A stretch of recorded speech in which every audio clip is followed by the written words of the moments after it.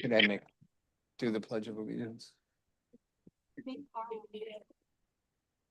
I can do that. I don't think I've ever had him do it before. It'll shut him up. Yeah. That's so funny.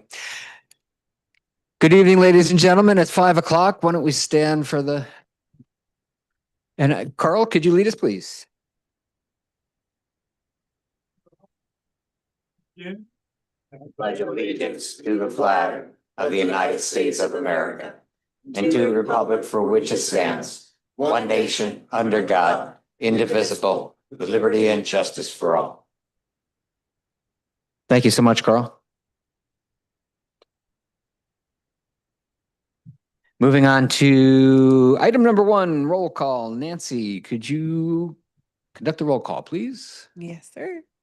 Director Levine. Director Burns. Here. Director Poland. Director Lewitt. Chair Kordeski. Here. Director Jarecki. Director Nye. Here. Director Tulander. Director Wall. Here. Director Shapiro. We have a quorum. Thank you so much. And moving on to item number 2, approval of the agenda. Dave, are there any changes to the agenda? No proposed changes, thank you. Okay. Thank you. Could we get a motion and a second, please, to approve the agenda? I'll move approval. I'll second. Fantastic. And all those in favor, please say aye. All those opposed, please say no. Are there any abstentions? Seeing and hearing none. Move on to item number 3, public comments. Members of the public may now address the Board of Directors on matters not appearing on the agenda, but within the jurisdiction of the board, no action shall be taken on any matter not appearing on the agenda. Nancy, are there any public comment cards? There are no public comments. Great, thank you. Moving on to item number 4, the consent calendar. Does anybody on the board wish to pull an item from the consent calendar? Hearing and seeing none, can I get from the board, can I get a motion and a second to approve the consent calendar? Make a motion to approve? I'll second. Thank you so much. All those in favor, please say aye. Aye. All those opposed, please say no. Are there any abstentions? I see no abstentions. Fantastic. Moving on to item number 5, illustrative and regulatory updates. I believe Cyrus would like to go first. Is that right? That sounds like a great idea to me. Okay. Good evening, members and guests. Short and sweet tonight. Not a lot has happened since I prepared the written report. I just do need to give a little bit of update. As I detail in the report, high drama around, SB 1153 and AB 2013. These are the wildfire liability bills. We're backing the SB 1153 Caballero. So, and I give you all the blow by blow of kind of what happened. It was a lot of fun. So one update to give you though, post the hearing, Senator Stern in the hearing made a comment about how, we got language in the bill that gives us a degree of liability protection, especially as we roll into this new world of inverse condemnation. And Henry Stern correctly said, hey, if you've got something in your plan and you just flat out don't do it, and it's right there, you shouldn't be shielded. So on its face, that's very, makes perfect sense.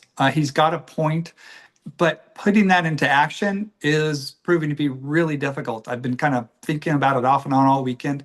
There are participants in the Aqua committee that's working on this that want to just try to roll him. And of course, we're not going to be okay with that. He's our senator and he's always been good to us. So no, we're not going to participate with that. In fact, we're going to assist and try to give Senator Stern what he wants. But here's the challenge. You can say, here's what we're going to do in a case of a wildfire. The question is, what's a wildfire? And what is, what's a response to it? If you look up the code that's referenced for a definition of a wildfire, it's just a fire outside of a developed area that you want to put out. That's kind of it. So if it's out in, if it's outside a residential area and it's a half acre fire, alongside the highway, and it's a cool day, and everything, there's nothing about it. Sure, we don't like fires, but there's nothing about it that frightens us.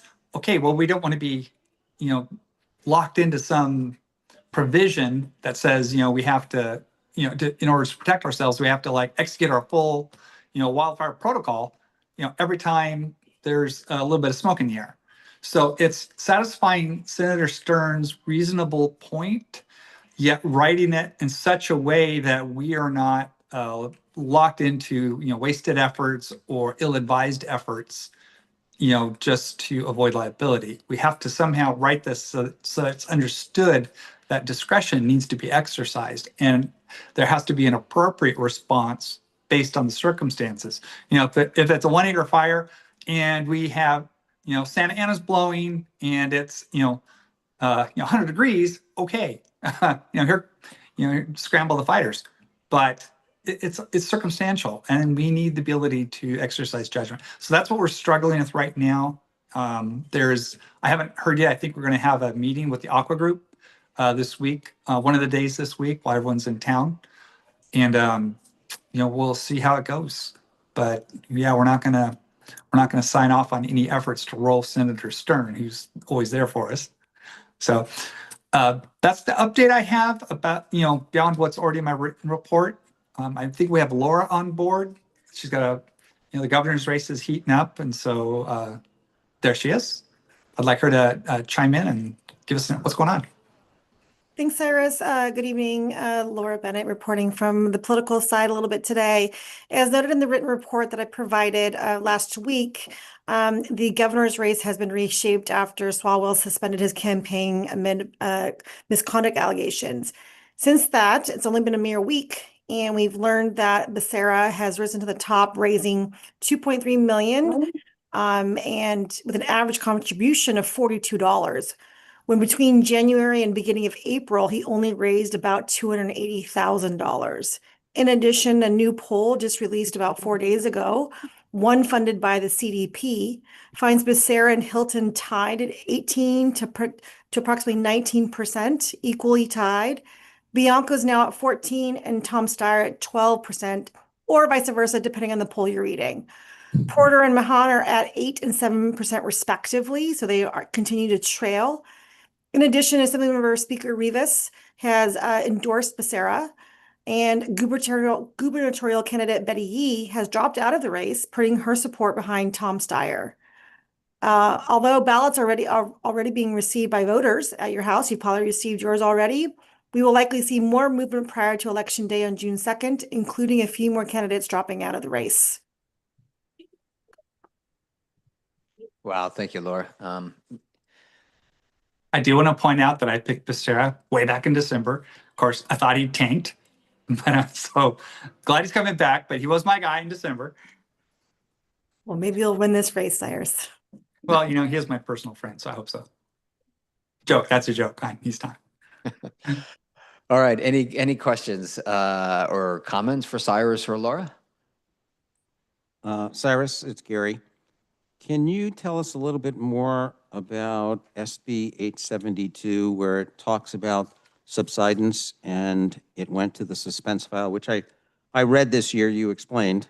But if you want to talk about a few of these, I've yellowed them out and highlighted them, but even Calderon's bill about the Delta conveyance not being supported, if there's any information that you can further elucidate us on, that would be helpful. I'd be happy to, but I mean, what are you asking about the suspense committee process itself, or about something that's in the bill? About the bill and why it went the way it did go. Okay, first of all, most bills find their way to suspense. So suspense is kind of it serves a couple of purposes. It does serve a very legitimate purpose, but it also serves a way to allow leadership on occasion to kill a bill when they don't want fingerprints on it, frankly. So, but this bill does involve, there will be state costs. I know, we understand that state water contractors, pay the bill, but this is asking for a budget request and burdens on the administration. And if it's above a certain threshold, every bill above a certain threshold, and the threshold changes every year based on budget conditions. And because we have a deficit, that budget level is down pretty low. I haven't checked on it what it was for a long time. I think it was $100,000 the last time I checked, which is extraordinarily low. I mean, half of PY is more than that.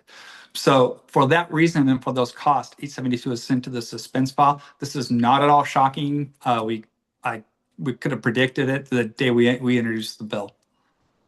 What else? Is there other aspects I could answer for you?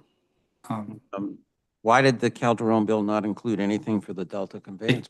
Yeah, because it's a hot topic, and this was the kind of like the well, I guess it was spoken in some places. I certainly wasn't a part of it, but there was I don't know. I don't want to say backroom. That's a little too extreme, but there was just kind of like a general understanding that, you know, in order to try to get certain funding things done, we weren't going to touch Delta Conveyance Project. I addressed this early on in the year. I feel like that's a mistake. I feel like we put a big push in last year, and sure, you know, we didn't get over the top of the hill, but I think we educated some members. I think we might have moved the needle a little bit. I would have very much liked to have actually followed up on that, but that was not the will of the larger group. The rest of the group, water industry, kind of felt like let it cool down.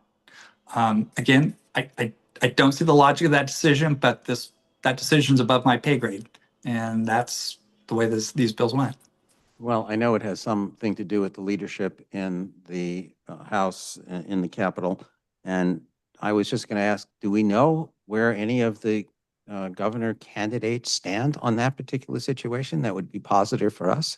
No. And this So- is exactly why I wanted to try again this year before Newsom's out of office. We get to roll the dice next year. If you saw the debates that have happened or any of the candidate interviews, not one of them has touched water, and not even water at the highest level. Never mind like specific issues like, you know, the State Water Project or the Delta Conveyance Project or, you know, Bay Delta Plan. Nothing specific, not even anything high level. So no, we are rolling into a complete unknown with the next governor. Well, as you know, I've been asking you about the governor's race for a year now, and I'm in touch with Hilton, and so I'm trying to make sure that he is aware of the water industry. So we'll see how that plays out. Thank you. Thank you. Very good. Any more comments or questions? Hearing and seeing none. Thank you. Thank you, Cyrus. Appreciate it. Thank you all, and I'll be seeing a bunch of you tomorrow. And thank you, Look forward Laura. to it. And moving on. So let's see. Federal legislation, Anna Schwab and the BBK gang. It's good to see your faces. Thanks, everybody. It is great to be with you all this afternoon. I'm actually going to turn it over to Chris, Mike, and Lowry to get us started. And I will come back here in just a minute when they're done. Good evening, board members, and thank you, Anna. I just wanted to start with a quick update that Congresswoman Brownlee, per the JPA's request, following some support letters we put together for you guys that are consistent with your legislative principles, let us know last Friday that she agreed to sign on as a co-sponsor to HR 5661, the Water Preservation and Affordability Act, and HR 5566, the Water Infrastructure Resilience and Sustainability Act. Ms. Brownlee has been an incredible champion for the JPA. She has literally signed on to every bill we have ever asked her to co-sponsor. So we will, when you guys come to DC next month, which we are very much looking forward to, be sure to thank her in person for that, as she is retiring at the end of this term. And we will work to build as good of a relationship with her replacement as we currently have with her. That is the main thing on my agenda. Lowry, Mike? I can just give a very brief update on where we stand with a couple pieces of legislation that passed before the current recess they're in. So the House passed a farm bill that was sort of hotly negotiated up until the last minute. That'll go to the Senate. They also passed a funding bill for the Department of Homeland Security. They sort of carved out some things for Customs and Border Patrol, but they were able to solve it for the rest of Homeland Security Department. And then they also passed a budget blueprint that will allow them to go to another reconciliation. So before they went on recess, kind of cleared the decks of some very important things that will now open the alleyway for them to begin work on the appropriations bills.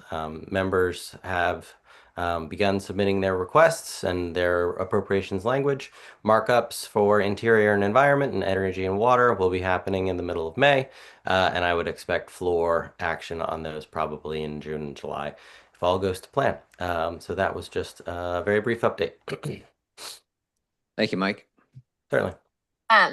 Well, thanks, Mike. Thanks, Chris. And so one other thing that we did want to share is we've been working really hard with Andrew Wheeler and his team on advancing the WIFIA loan. And we've also been getting some really wonderful support from Senator Padilla and his staff, including Senator Padilla, including question to Administrator Zeldin last week at a Senate EPW hearing. And I'm really, really excited to let you all know that the White House Office of Management and Budget has cleared the WIFIA loan for the JPA, which is an enormous hurdle that we were waiting to overcome. We're super excited about it. For now clears the way that the EPA closed the loan. I froze. I froze right at the pinnacle. The news was so important that the internet broke. There it is. But no, we're really excited. And now the loan, we can work with EPA to close the loan. And so we're really excited and wanted to make sure you all knew that. We just learned of that today.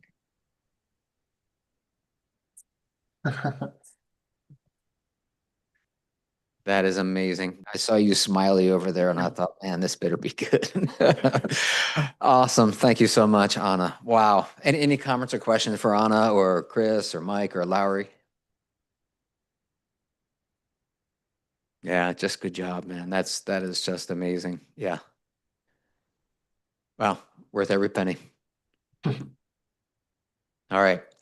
All right. Well, that is the best news we've heard in a very long time. I thank you very much, BBK. I appreciate it. Appreciate all of you. Thank you all very much. Wow. Okay. Well, let's adjourn. No. All right. Let's move on. Item 5B. The Pure Water Project Los Virgenes Triunfo. I believe Oliver Schlosser will provide an update. That is a tough act to follow. Good evening, directors. Great to be with you tonight. Obviously, wonderful news. Very, very excited about that. And we've got some exciting things going on with the project that I'm happy to share with you. So I'm here tonight for our April update. Today actually marked the first day of over excavation at the site. So that's kind of a sort of semi-official start to real construction on the project. So we're excited about that. The over excavation is set to excavation and then bringing in new, more suitable material for the base of the project will be happening over the next few months. So that began today. One of the reasons we were able to do that is we this last month secured the U.S. Army Corps of Engineers Section 404 permit, which was the permit after the 401 permit. So that was our last permitting milestone before we were able to start full construction. We have a construction manager on site from Jacobs Engineering. So just as a reminder for progressive design build, a lot of the more classic construction management tasks do fall to the progressive design builder. Since they form the team with the designers and with the subcontractors, they have a lot of oversight over those subcontractors, but we also have a construction management person on board to be the eyes and ears for the district. We will also, in this coming month, be putting out an RFP for construction management for the pipelines. For that, we're not utilizing Jacobs ROA. We're going to be putting out a competitive RFP to find firms really focused on the pipeline work. So not just the reverse osmosis concentrate pipeline, but the other ancillary pipelines they would stay on for that portion of the work too. I know I provided a long list, but there are some highlights I wanted to touch on. We have had a lot of coordination with the city of Westlake Village.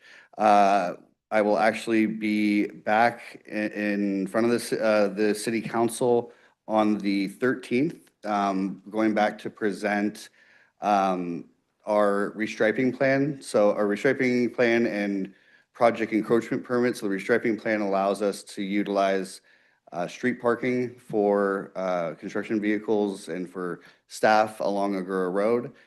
The Walsh team has been working very closely with the City of Westlake Village and City of Agoura Hills. So I'll be talking to the City of Westlake Village on the 13th to go over that plan and take any comments from council.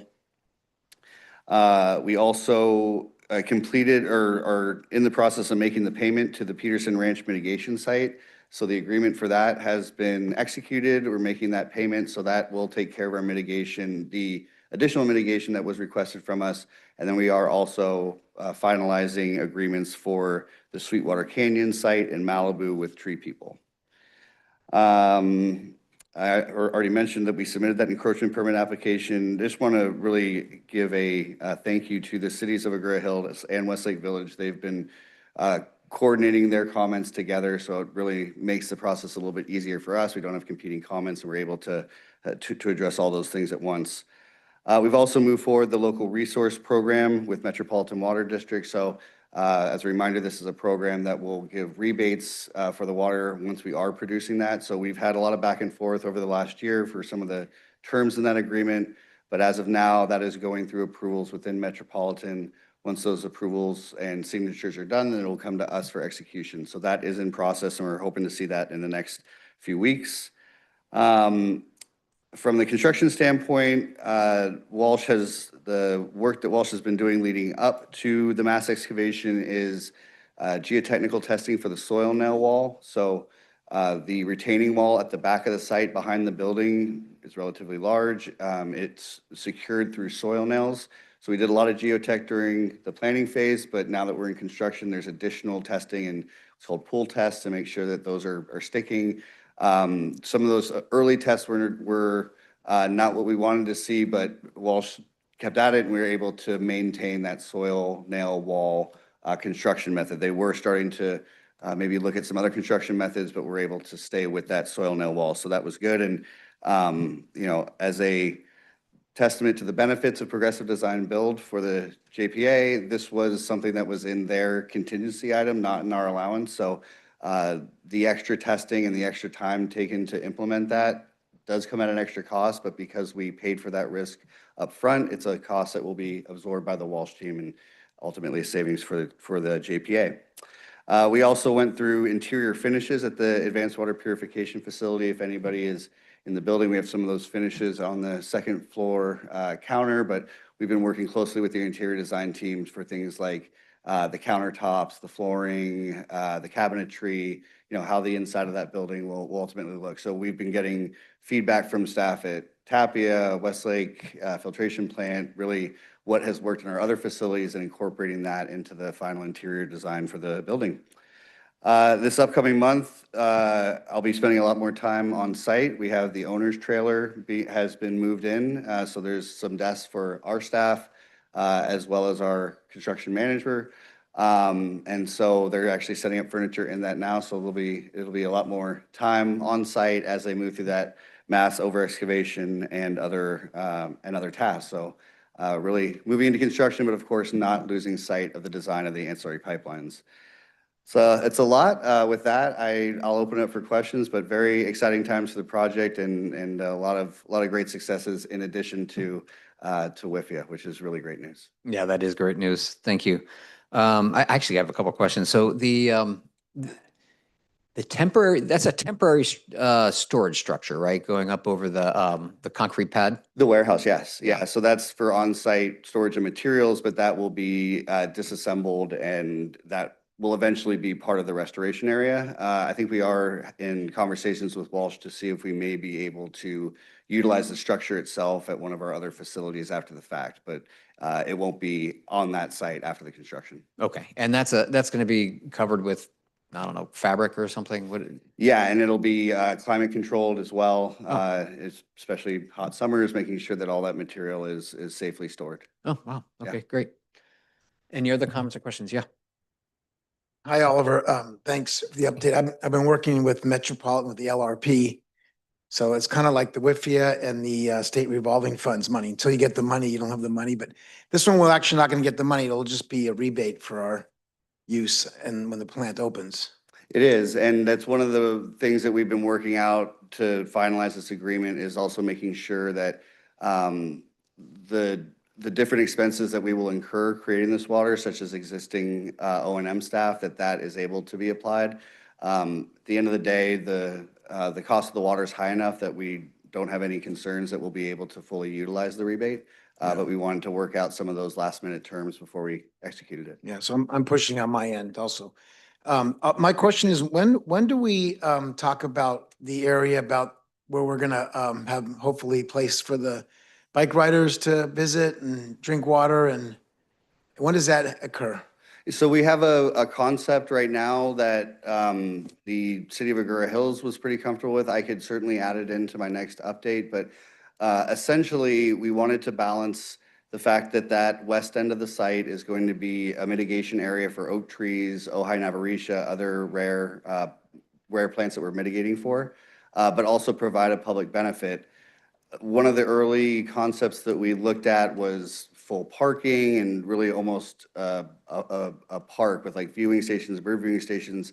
Ultimately, I think this is a facility like the Bark Park that we have right down the street that we would want to dedicate back to Agoura. And so we've been working with the city of Agoura Hills as to what they would actually want to maintain. Also, there's no long-term parking at that site. Creating parking in that area limits the amount of trees that we could plant, and it's difficult ingress egress, especially with our driveway right next to it and deliveries of chemicals and that sort of thing. So the current concept is that there would be where the construction driveway is now, there would be like extra pavement behind the sidewalk. There would be infographics describing the environmental mitigation, the pure water project, the city of Agoura Hills. There would be a water filling, a bottle filling station, a bike repair station, which the city has several of throughout the area, and we would follow that same template.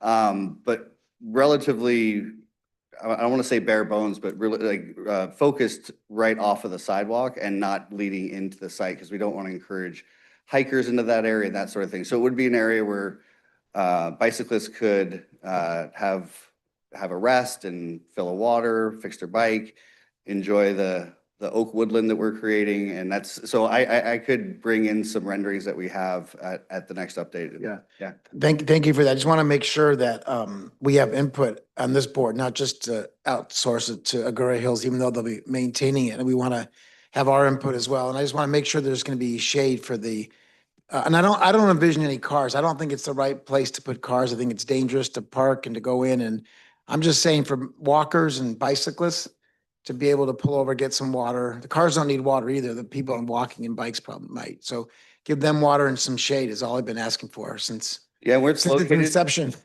where it's located, one of the oak trees, the existing oak trees that we are not touching, it's a rather large one that's right off of the sidewalk. It would be basically under the, or right by the canopy of that, so there would be a good amount of shade. Thank you. Yeah. And I'm sorry, Oliver, are we planting all the new oak trees right there? So we have about 140 or so oak trees that we need to plant. We have a good amount on the west side of our parcel, but there's just not enough room completely on our parcel. The goal has always been to keep those as close together as possible. When you do what's called a postage stamp mitigation, like throughout the city, you don't get the same ecosystem benefits as when you actually kind of create a new oak woodland. So we are going to be working with the city of Agoura Hills. They've expressed interest in principle of allowing us to use the parcel that they own directly south of our parcel as planting. So the conceptual idea is that we would enter a MOU or MOA with the city of Agoura Hills. We would do the planting, we would provide irrigation during the mitigation period, and then once we had met our mitigation requirements, that would stay there. I believe the city doesn't have interest in actually developing anything back there. It's their parcel to maintain open space. So the city owns the land further up on the hillside? Yes. Interesting. Yeah. And also, there, some of the neighbors have been talking about that. I guess there's a trail on the site. I've never seen it. And they were hoping that it's going to remain. Is that going to remain or? So it's a de facto trail, as in it's been used in the past, but it's not part of the official trail network of Agoura Hills. So I don't believe that the city of Agoura Hills has any interest in creating a trailhead there.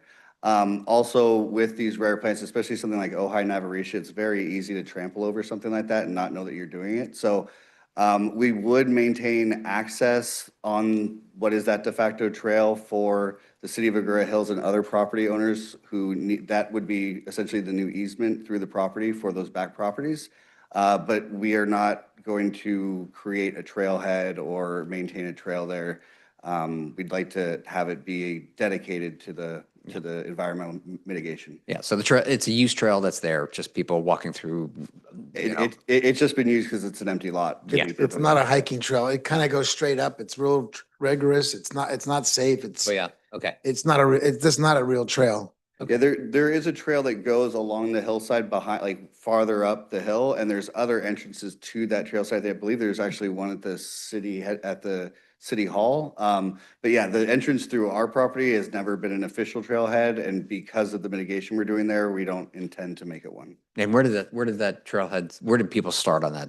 Right off of I think there's the road? several, I'd have to look at the trail map, but there's several ways to get up to the Lady Face Mountain Trail system. Okay, I see. But, Yeah. and people have been using our property, but it's not actually a Yeah, official trail. Yeah, I get it. Yeah, it's really just an access road, and there's a couple of properties that are landlocked, and so that road is how they access those properties for brush removal and that kind of thing. Yeah, I guess that makes sense, yeah.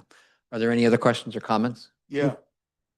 So on the overX, I've always been wondering what the overburden is on site. If we got 5 feet of dirt, we got 15 feet of dirt. What are we doing there? It's different in different areas. It's going to be in the hundreds of truckloads overall, over those several months. I could get you, The question is, you don't know the depth. What are we- what it are we varies excavating? depending on where we Are are we in the site, showing but it? it could be anywhere from 2 feet to 5 or 6 feet. That's all. I was under the impression we were gonna build some tanks below the building. There are no tanks below the building. Is that right? Wow. So where are the tanks going? They're all going on surface or up? We have Or they're going in the wall? Well, we have a balancing tank in the back, behind the building itself, around the chemical tanks. That provides some attenuation of flows for the influent pump station. We also have the ability to run directly off of the recycled water system, but if in the case where there's fluctuations in pressure, we do have a smaller tank that is in the back of the building. For the most part, one of the ways that we controlled costs during it was finding ways to utilize the pressure of the existing system and our existing tanks in the recycled water system, as opposed to building a bigger tank, a bigger new tank on site. That's great. Sorry? That's good. I was laboring under a different impression that we were going to be doing a lot of excavation. I mean, there's yard piping, there's certainly a good amount of excavation. Unfortunately, the soils at the site were not of the course. quality that we would want for this, so that's why we're bringing in suitable material and over excavating. But we're not doing any big tank. It was one of the things, I think at some point that was one of the options that we were looking at, but we were able to find a more cost-effective solution of utilizing the pressure in the system. Tremendous. Thank you. Thank you. Fantastic. Other comments or questions? 2 questions. In here, it says you discussed options for the retaining wall. What were those options? What are we doing? So when the beginning tests weren't giving us the results that we wanted, there's multiple ways that you can build a wall like this. One of them is called soldier piles. It's basically, big pieces of steel that anchor the wall from behind it. It's a more expensive method. It's a lot more excavation. So that was one of the things that we were looking at as a possible fallback method. But the ideal solution is a soil nail wall, which we were able to achieve. Okay, well, as you know, I've always championed that we should build for expansion. And I know we can't take that wall back further, but I'll just mention it again. The other question I have is, I go by as often as I can. Do you think on a monthly basis, you can bring us some pictures of what it actually looks like? Because unless you go by there, even when we had the groundbreaking, a few days before, it was just closed. And then, wow, they just did it in 3 days. So- Absolutely. I'm glad you brought that up. Now that we are in construction, I was talking to Joe and Eric and Jess about this, but I think we are going to be switching up a little bit these updates. These updates were really structured around design phase. So I think one of the things that we'd like to do is share pictures, construction updates. I'll also be giving a review of our allowance bucket. That's really our main tool of how we manage this project is how, controlling costs through how much allowance we're paying. So I want to be updating you each month on what allowance draws that we've approved or are coming up. So I am working with the executive staff to modify this update, and construction pictures will certainly be a part of it. All right, thank you. Also with your updates, if you could also give us any public, we don't need to hear every comment, but any major comments, good and bad, that just like a theme, so we know what's going on with the public. Absolutely. Great. Any other comments or Yeah, questions? one more, a minor point. Can we get a time lapse in there? Is there any way to get something better than my iPhone in a picture? Can we get more out of this? Yes, Some actually, way? Can we drone? Can we time lapse? Can we do anything? drone's a little more difficult, though I do think there's new rules now about federally funded projects and where drones come from, but I do believe the Walsh team is sourcing a drone, but for the most part, they've set up permanent cameras on site, several of them. So I do think time lapse, all of that will be a possibility. Yeah. Yeah, that's awesome. All righty. Any other comments or questions? Hearing and seeing none. Thank you, Oliver. It's very exciting. Thank you. Moving on to item number 6, action items. Item 6A, Pure Water Project, Los Virgenes, Triunfo, authorization of memorandum of agreement with the city of Thousand Oaks. Jess Forte.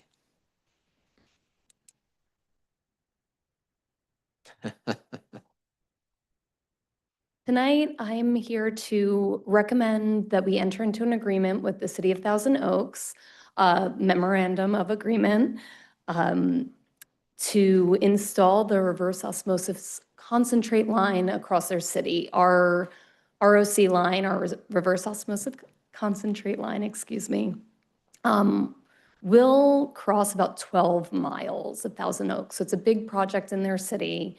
Their staff has been excellent to work with, and I think we've been able to negotiate an agreement that is very fair and beneficial to both agencies. So with that, the MOA is in the amount of $3,618,726. It establishes the roles and responsibilities for coordination items under the ROC installation. And essentially, it would enable the project to advance through construction and into the future milestones for permitting, easement acquisition, and construction activities. It specifically addresses 5 financial items, being the use of a city-owned casing pipe. Basically, that's an empty pipe that we can put the ROC line through that already exists on the Conejo Canyons Bridge in Thousand Oaks. The team there negotiated the price of what they paid in 2023 for the installation. So we benefit from the cost that they paid then instead of inflation. So that'll be in the amount of $45,000 approximately. We also would establish a negotiated encroachment fee. Typically, you would be required to pave a 1-lane length of the entire trench that we cut in Thousand Oaks. It would have come out to approximately like $2.7 million. The negotiated fee for road restoration represents a significant cost savings for the project in the amount of $2.38 million. So our encroachment, I'm sorry, I fumbled that. I apologize, you guys. The MOA would establish a negotiated encroachment permit fee associated with the work. It's typically set at 5% of the construction cost. So that's $53 million.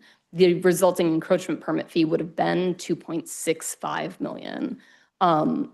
We've been able to negotiate that fee down to $270,000. So it's a huge reduction to the cost of our project.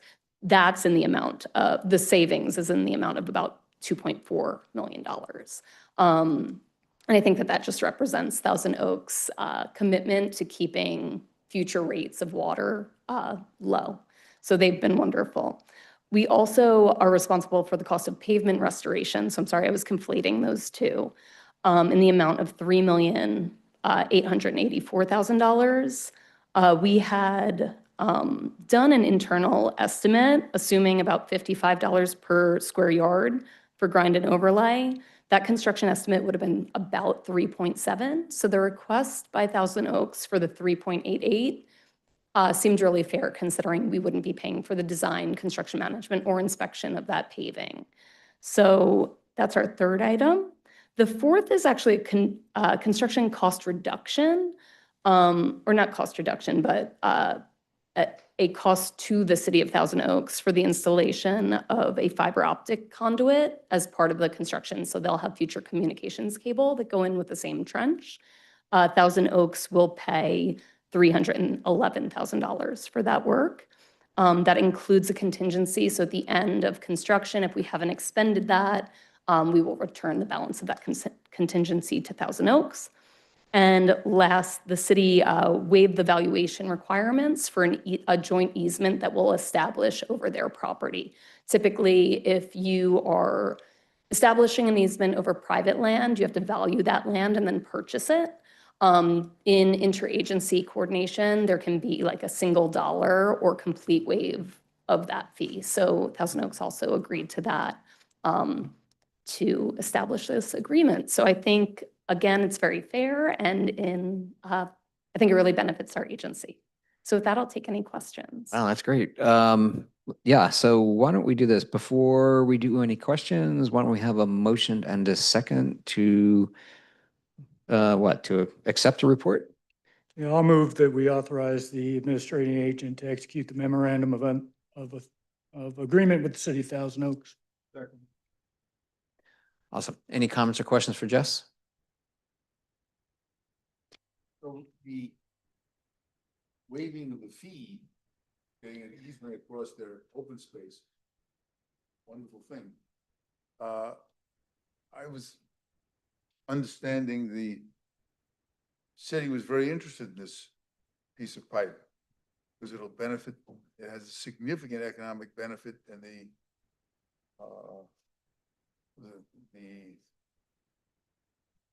community, the Amgen. Biotech, thank you. I was looking for that word. Thank you. And the biotech community, they have a huge mix there. So does it make a difference if we use a 12-inch piece of pipe or a 14-inch piece of pipe in terms of cost for patching? Because that's all they're concerned about. They're not concerned about, and I understand that there's some thought being discussed with it, that the may possibly request an upsize. Is that accurate? Yes, that's accurate. I believe that there's currently excess capacity even in the 12-inch line, but the 14-inch line is in negotiations. It would be an increase to the construction costs for the Pure Water program. But the casing that's under the bridge in Thousand Oaks can accommodate the 14-inch line. And if it's in the best interest of the community, I think we would continue those negotiations.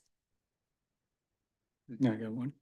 Yeah, I want to thank the city of Thousand Oaks. I was at that meeting, and they are very enthusiastic about what they're calling the brine line, called the ROC, and the economic benefit to that city and their biotechnology corridor, and to improve that corridor and to offer, hopefully, connection to the brine line.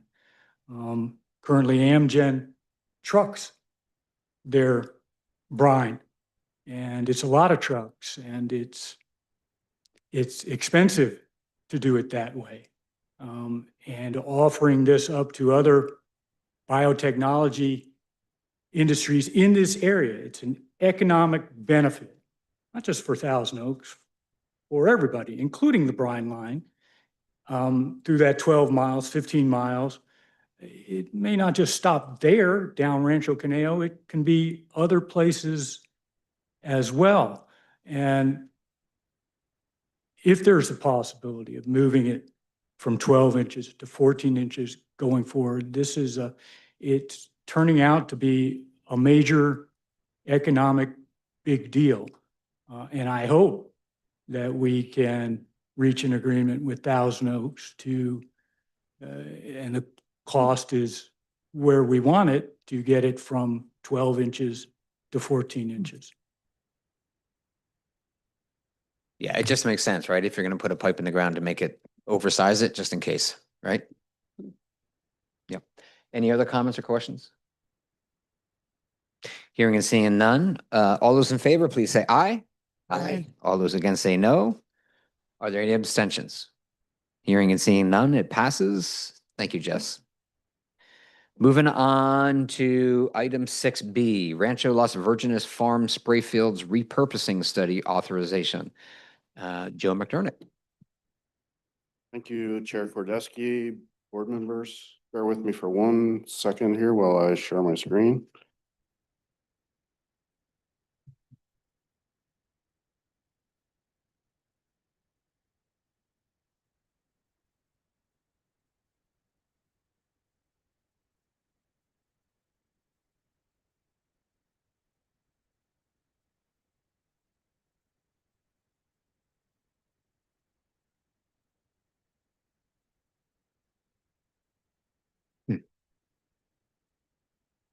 There we go.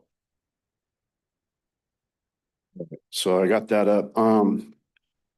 So just to summarize, staff's proposing to enter into an agreement with Woodard Kern to study repurposing the 70-acre Rancho Las Virgenes Farm spray fields. As you know, these have been historically used to dispose of excess recycled water from the reclamation process at Tapia Water Reclamation Facility. Key driver for changing or repurposing the fields is the regulatory requirement that's going to prohibit us from discharging to Malibu Creek starting November 16th of 2030. So although the upcoming Pure Water project, Las Virgenes Triunfo, will take advantage of excess recycled water, turning it into drinking water, we are going to be in need of means for backup disposal. And especially if the plant were to go down for a period of a couple of days, a mechanical failure, we need to fix that. We're going to have a place to put this water. Or peak flows from a storm. We're going to need a place to put excess water that the AWPF won't be able to treat because it does have its limitations.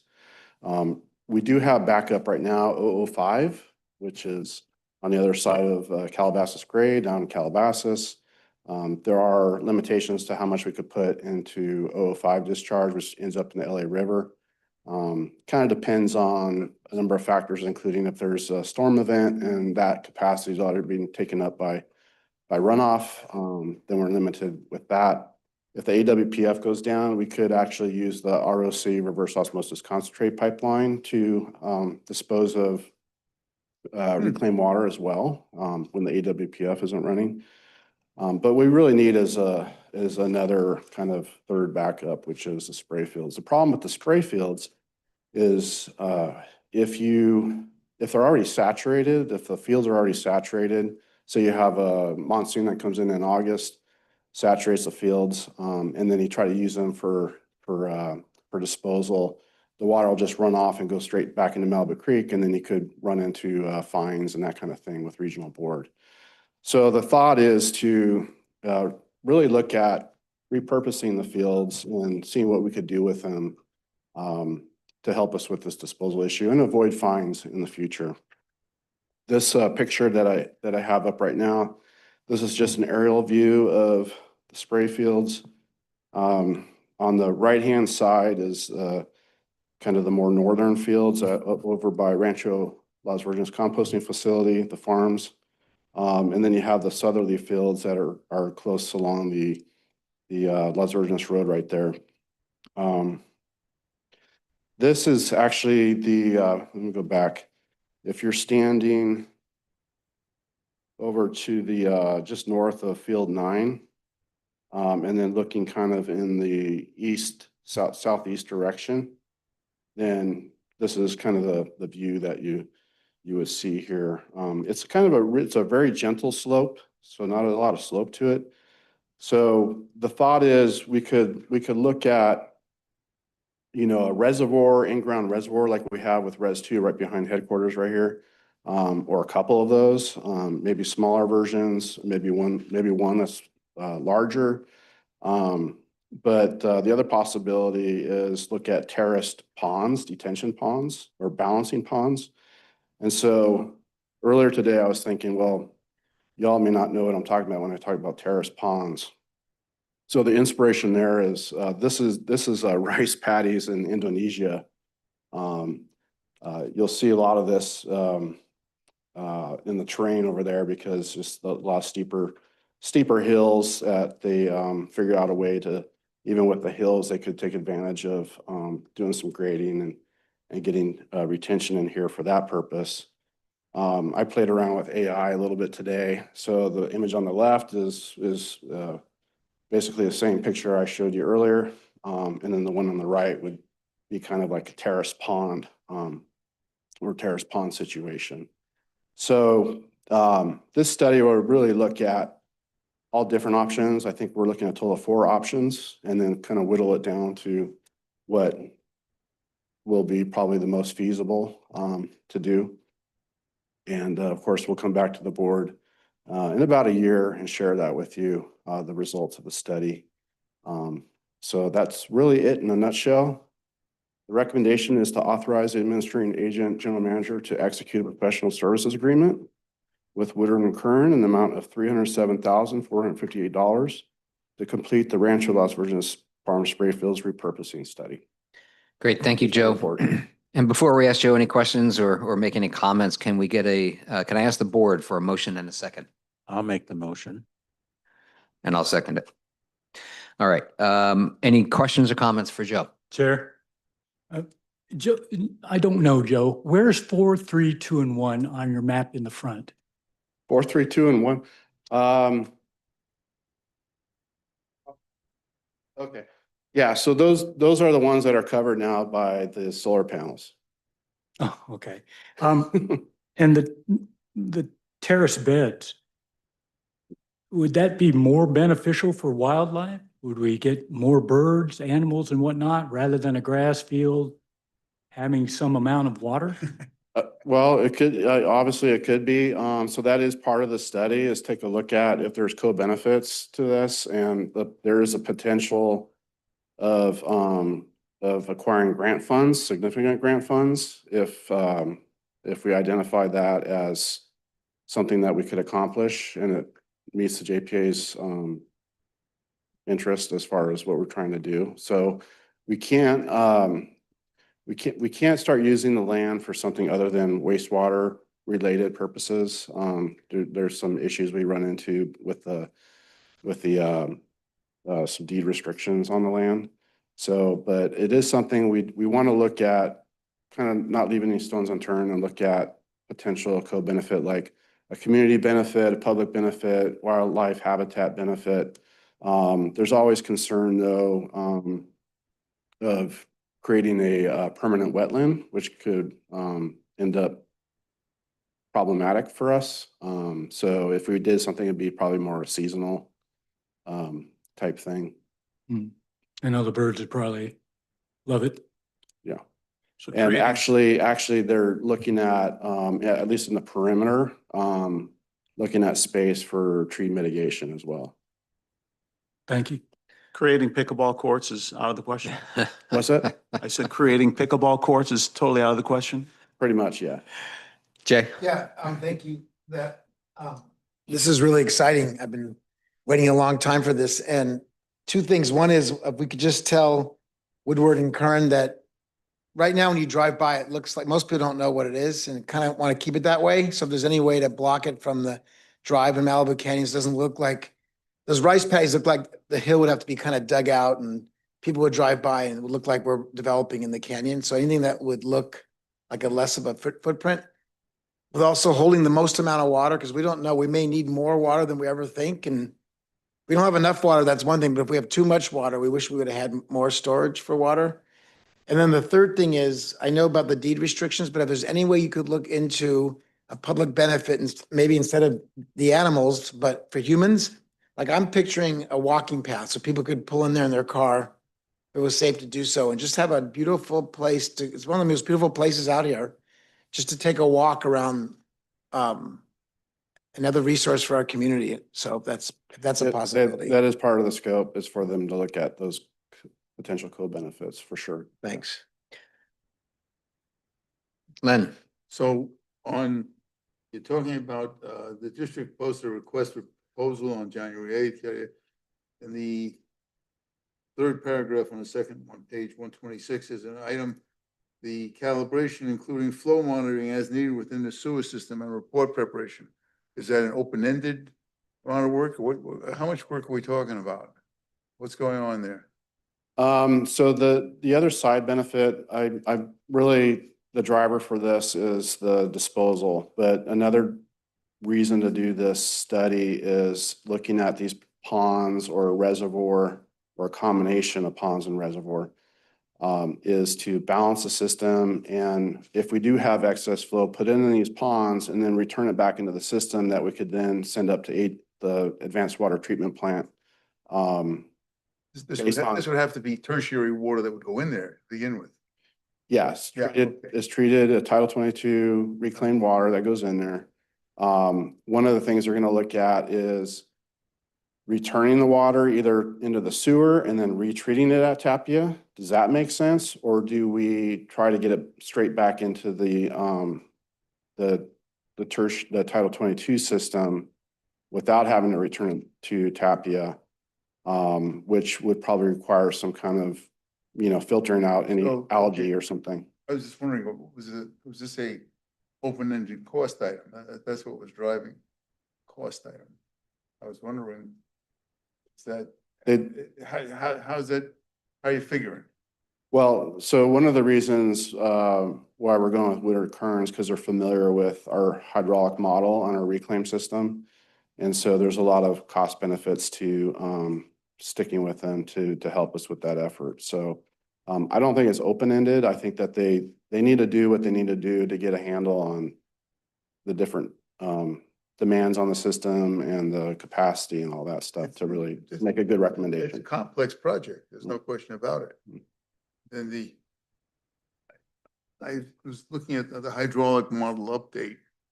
They're going to determine, based on their evaluation, which system to use for our operational system. I wasn't clear on this. The hydraulic model updates, the district currently uses a model of water gems and recycled water as info. After briefly evaluate consistency with all and hydraulic, which system, why are you, the question is, what is this making? I guess this project is driving how you finally analyze and utilize. There's an engineer coming up that looks like she knows what she's doing. I think you might be looking at item 10A, Wrong item. which Thank is an you. information item on Fine. the hydraulic model. Fine. Thank you. all right, any other comments or questions for Joe? Sorry. No? Okay, I do have a quick question. I think you might have touched on this, but I didn't catch it. Is there a possibility of creating a wetland there and then it coming back to be a problem for us in the future? Yes, of course. Yes, and but this study will help staff to give you a good recommendation, and this board will ultimately decide what's best. I like that. Okay, very good. All right, any other comments or questions? I just want to ask, you weren't serious about growing Calabasas rice, really? Or you were just going to use the water, you were just showing us an example, correct? Yeah, so the inspiration to terraced ponds is the rice paddies, that kind of design, if you will. It looked really nice. I actually thought that was a nice design. Because it's so much more shallow sloped, you wouldn't have these kind of narrow terraces though. They'd be much, much bigger. All right, great. Thank you. Last comment, Andy, observation. We just spent a lot of money, time and effort mitigating a wetland on our current AWPF site, and we're talking about making another one. So let's have people pay us. Let's have people pay us to build and maintain wetlands. Great. I love it. Thank you. I like it. Good plan. All right. Let's go ahead and seeing that there's no more questions or comments, let's go ahead and vote. All those in favor of, well, actually, we had a motion, right? We did not have a motion already. All right. We did this, we got out of order here. Can we get a motion to authorize the repurposing study? I think we did have a motion. You have a motion and a We have it second in a already. second? Okay, great. So we're going to vote on it. All those in favor, please say aye. Aye. All those against, please say no. Are there any abstentions? Hearing and seeing none. Thank you, Joe. It's excellent. Moving on, item number 7, board comments. I guess we'll start down in Gary today. Are any comments from the board members? None today. Jay? No comments. No comments. Nothing from me. Nothing. Jay? No comment. Ray? No comment. Construction is going on gangbusters at the AWPF. I go by it every day. Thank you. Thank you, Len. Carl? Okay, great. Item number 8, administering agent, general manager report. Dave, could you please provide the report? Thank you. As we were talking about the item related to Thousand Oaks, item 6A, it occurred to me, you brought up the upsizing of the pipeline. We're actively discussing that. When we talk about upsizing from 12 to 14 inches, we're not talking about the entire length of the pipeline, just that last segment that we've called Reach 3 or a portion of Reach 3. Also, we're continuing discussions with Cayugas about possible cost sharing on that. Cayugas has initiated an economic study with a company called One Water Econ, and we've been part of a kickoff meeting for that study. Essentially, what that study is going to do is look at what are the direct, indirect, and induced economic benefits of having this brine or ROC concentrate pipeline available for the biotech corridor there, not just Amgen, but for the whole biotech corridor that runs through there. So really looking forward to that. That study would then inform our discussion around relative benefits and the possibility of a cost-sharing arrangement. Last week, I was invited out to Amgen. I did a site tour of Amgen. I had not been out there. It's quite a campus, Amgen. It's like an entire city, 9,000 employees there. It's really, really big. And they're doing a lot of work. They're actually under construction right now on their water system improvements. So I got a better idea of what they are doing, but I'll say that they're very serious about water and trying to reduce their water usage and their water footprint. So that was an informative tour. In terms of things back here locally, Malibu Creek flow I normally report on. Malibu Creek is flowing normally now at about 24 CFS, so nowhere close to what would cause or trigger the need for flow augmentation. And then if you've driven down the canyon, you've probably seen that we are operating the spray fields and that there's irrigation actively happening. I was with Director Levine today and we saw that. We're in that time of year where we are prohibited from discharging to the creek. And so when the weather is cool, we do discharge to the spray fields. But that will be something that we will be able to direct that water to the Pure Water Project as well. Just one last thought, as Joe was giving the presentation on that repurposing item,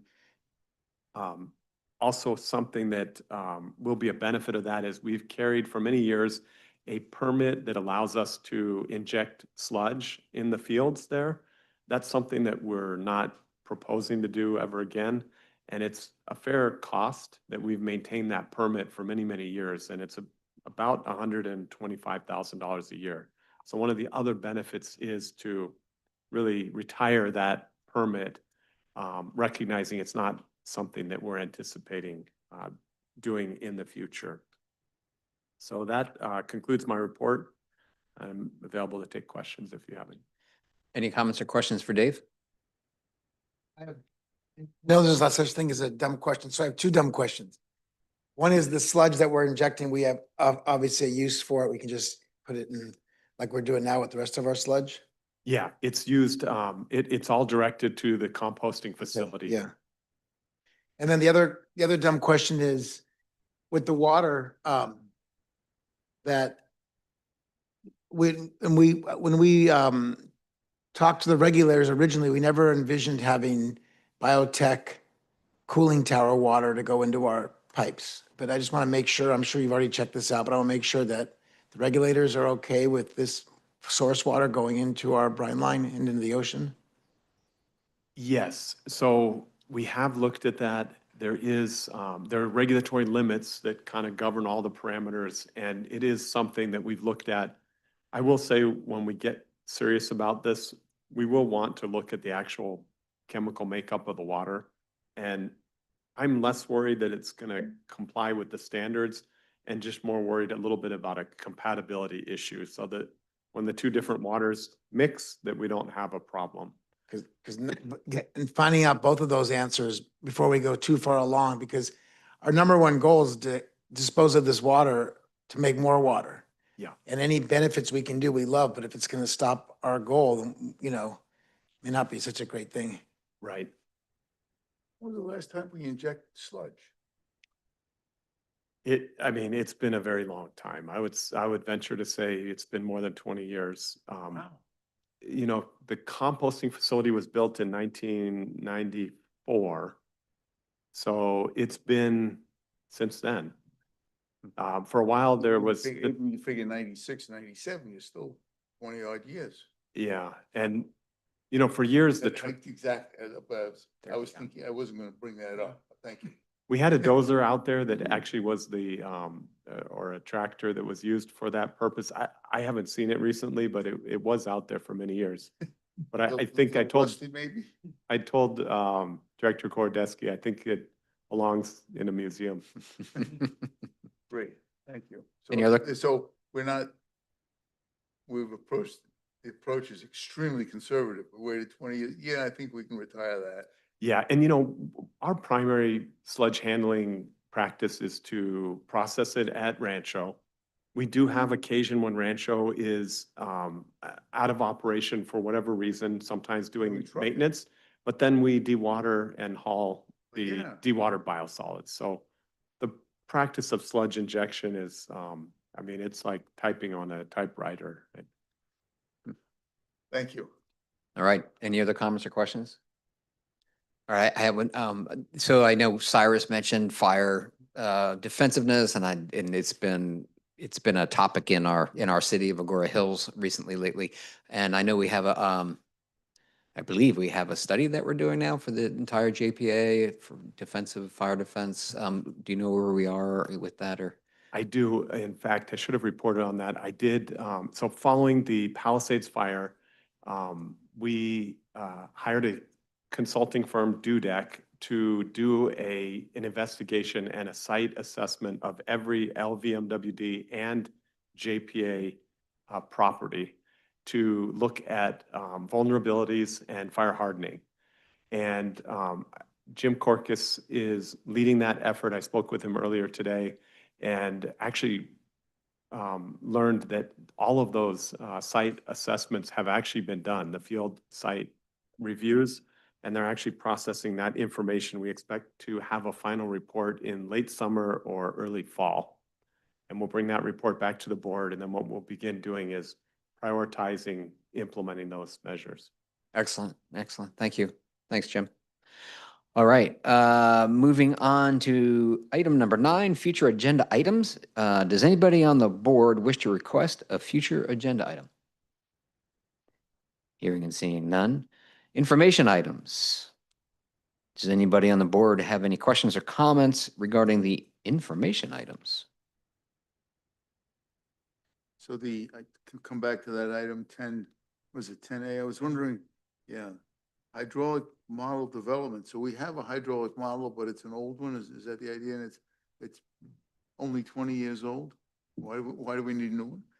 So this contract involved both the potable water system and the sewer system, which is why we're bringing it to info only. The potable water model is an update under this contract. It was last updated in 2014, so it's due for a refresh with some of our current work. There has never historically been a hydraulic model of our sewer system, so that will be a new effort that we're undertaking. So that's only on the main trunk lines because everything else, would that effort, I don't know, that effort would found the siphon headache or earlier, perhaps? Potentially. I mean, part of that work will be that they will be doing some flow studies throughout our system and taking some flow measurements so they can calibrate the model. And there is an aspect to the reporting that they will be doing, looking at potential areas of inflow and infiltration. So there's a potential that we may find some more problem areas in the system. I don't know, do we have any more siphons? Just out of curiosity, I only know of one. That doesn't mean I know everything. That is the only one that I'm personally aware of. I'm not sure if we have another one. Thank you. Yeah. So it seemed a little bit like the tail, I wasn't sure, the tail wagging the dog, or you have an operating system, yet you're questioning its validity? Is that what this is about? So this is going to be a computer-based model that will just show us how wastewater is flowing through the system, and it's really a planning tool for us. It will allow us to look at the capacity available throughout the system, and really it'll have a lot of benefits to the Pure Water project. I know one thing we will be looking at is how the system will be able to withstand the disposal of the testing water during the testing and calibration stage of the Pure Water project. So this is a bit of a planning effort to get us well prepared for that. Yeah, and I think also when you think about flow augmentation in the future, we're looking at diverting urban runoff, even stormwater. This sewer hydraulic model will be really valuable to simulate those things. Thank you, Dave. But there's some words in here about changing the system that looks at info. What is it? There was this words, and I didn't understand. That's what caught my eye. I think I know what area of the report you're referring to. One aspect that we'll be leaning on Kennedy Jenks to help us with is I believe our current potable water model is in water gems. That's right. Thank you. Yes. I got it. This is your turf. Yes. We will be leaning on the consultant to maybe make a recommendation to us in terms of the software package that's being used for this modeling effort. And we do have a desire most likely to keep it consistent across our three models. We'll have now a recycled water model, potable water model, and a sewer model. But ultimately, we'll be working with Kennedy Jenks to make the best selection for what will suit our needs as far as the software used for that modeling goes. Thank you. Of course. Just a small accounting question here. It says approved funding for this matter in the JPA budget. Where? Which part of the budget was that in? I believe this is captured under the operations budget, outside services, and it's an effort that will continue into the next fiscal year and primarily occur in the next fiscal year. So that's been accounted for in our upcoming budget. Okay, yeah, just a note for me, most of these informational items say approved in the JPA budget. It would be nice to get a small, minor little note to say where in the budget. I mean, we did the budget in 2004. We updated it a year later. And you say this, I'm not looking hard, but I'm looking where. Just as a matter of accountability here, just to remind me with a couple of words in some parentheses is where in the budget it is. I'd appreciate it. Understood. Thank you. All right, any further questions or comments? Seeing none, Sarah, thank you so much. Thank you so much. Let's see. Moving on, item number 11, public comments. Nancy, are there any public comment cards submitted? There are no public comments.